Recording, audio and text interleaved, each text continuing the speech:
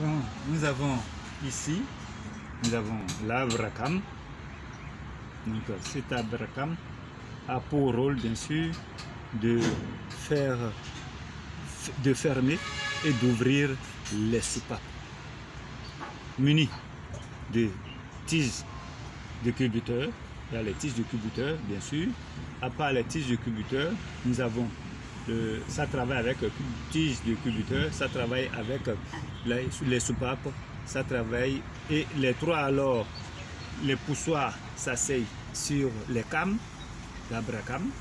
L'arbre à cam tournant, bien sûr, fait monter ces poussoirs qui poussent alors les tiges alors vont pousser les doigts de culbuteur. Les culbuteurs maintenant font le système d'appui sur la soupape selon ce qui convient. Si c'est pour ouvrir, voilà, ou si c'est pour fermer. Donc ce sont eux qui font le jeu.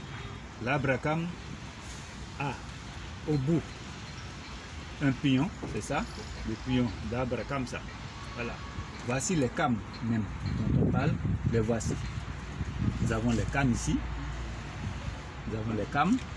Voici les cames qui ont de bosses. Souvent les cames ont de bosses.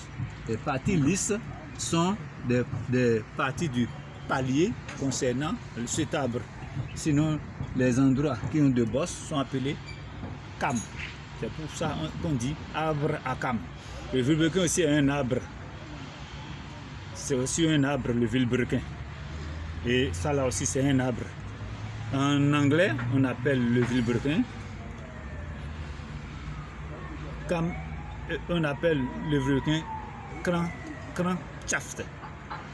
Et l'arbre à cam, c'est camshaft. C'est ça. En anglais, ça. Alors, si nous quittons là, nous avons les culasses, bien sûr, que voici. Nous avons les culasses. Voilà, une culasse. Et cette culasse, sur cette culasse, nous allons voir qu'il y a des ressorts, bien sûr. Voici les ressorts. Il y a un ressort, un gros ressort et un petit ressort à l'intérieur. Nous avons la clavette qui est au bout, là. Après la clavette, nous avons la soupape qui est là. Après la soupape, nous avons le chapeau du ressort des soupapes. Voilà.